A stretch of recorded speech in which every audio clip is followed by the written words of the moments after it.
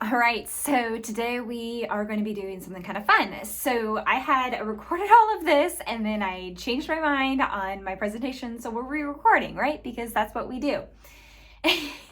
Anyways, if you're an artist or a pet owner and you're looking into painting a portrait of your pet or having it painted, this video is going to be for you because we're going to go through this video and I'm going to teach you how to choose a reference photo by going through and selecting a photo of my precious Apollo and painting him. So stick around, make sure you watch everything so you can learn what I'm thinking of with my process. And then at the end, I'm gonna go ahead and just show you a quick time-lapse video of me painting the portrait with a couple tips on how I approach an oil painting of a pet portrait. Thank you so much, and I will see you soon. Don't forget, boop that subscribe button. It helps me out a ton. Leave some comments, like all of those good things, all of those good vibes. I want to hear from you so I can keep delivering you this kind of great content.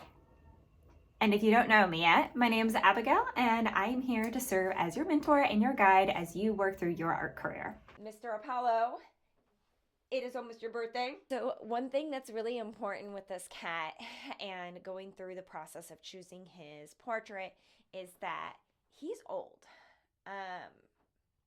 He's old. He's underweight. He's lost a lot of his muscle. He is a Bengal, so he used to be a lot lighter in color. He's gotten darker, and he was a lot bigger and more muscular. So let's go ahead and just hop on into this. Let's start with going through these photos here I have of Apollo. So I have this Google file where Apollo is marked on here. And so every photo I've ever taken of him should be in here, minus a few that have probably gotten missed because Google isn't always the best with that.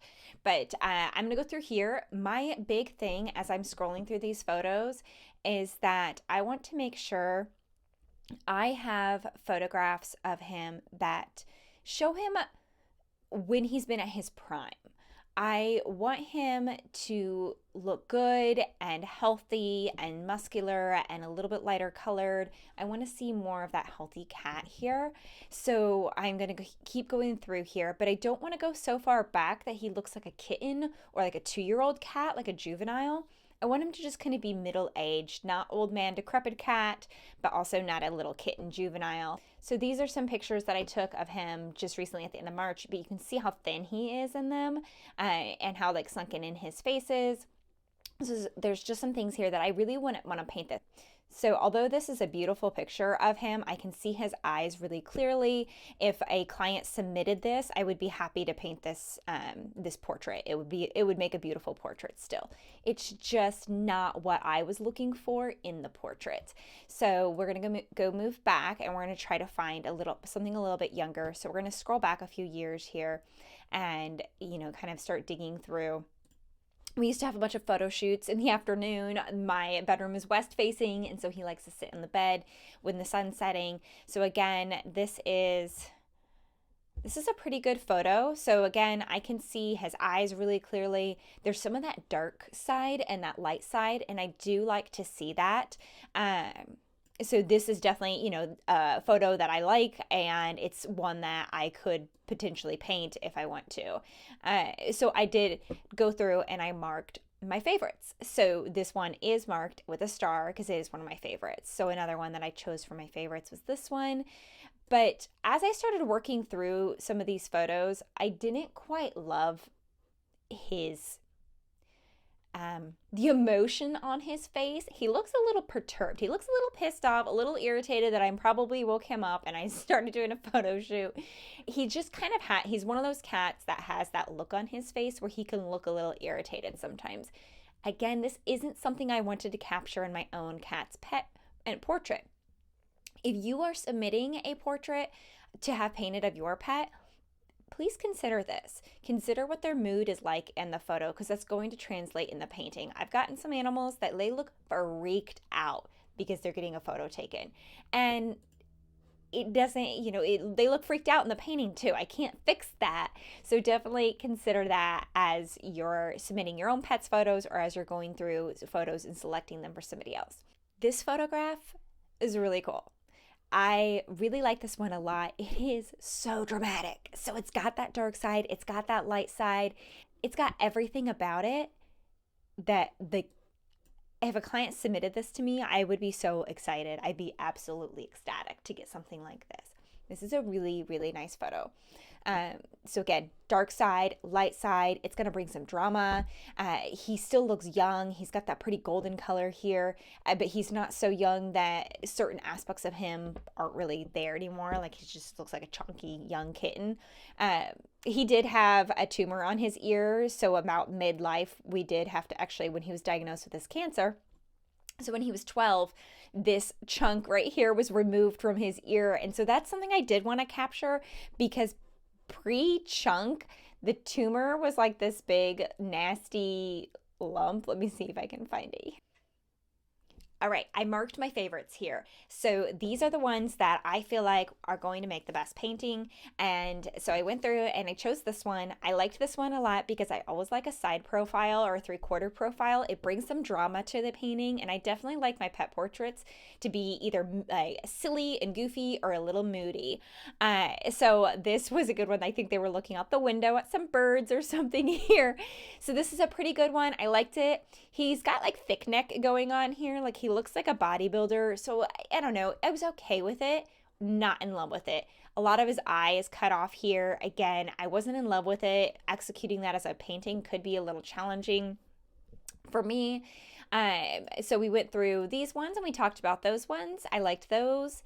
I've always loved this photo of him. It was my screenshot forever.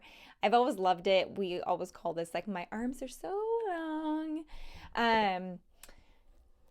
He looked kind of grumpy, and I felt like an up-close portrait. Some of the cuteness of this would get lost in here unless I wanted to paint his long arms.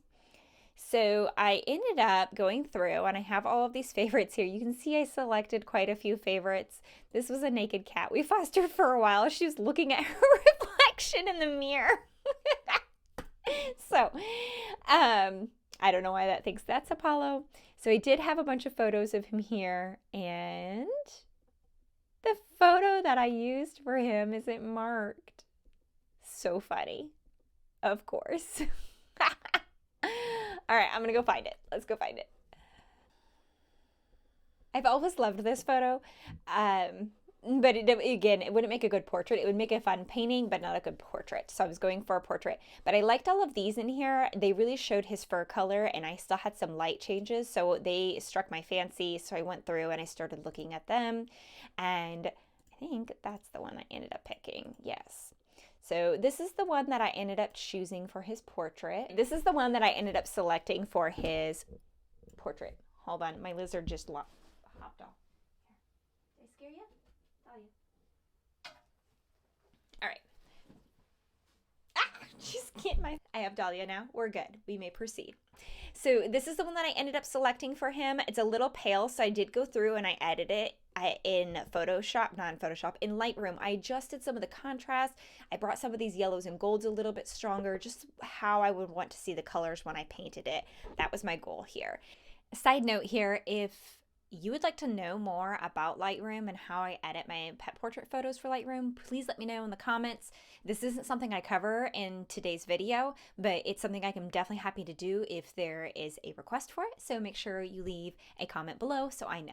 Thanks. Oh yes, and don't forget to boop that subscribe button.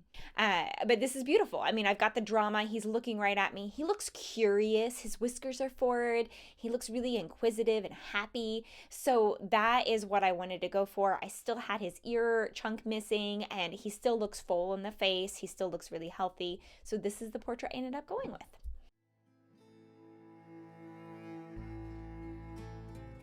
Okay, so let's get started on this painting. So this whole video is really about painting, choosing your reference photo for a pet portrait commission, or as an artist, or even as an owner submitting it.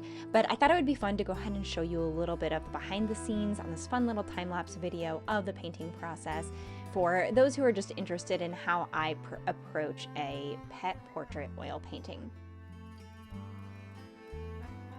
So I always start out with a very just base layer. So I've approached this in multiple ways. I've done this in like the sepias, or I've done it in black and white. But the idea here is to really establish my values and my light and dark shapes in a sense.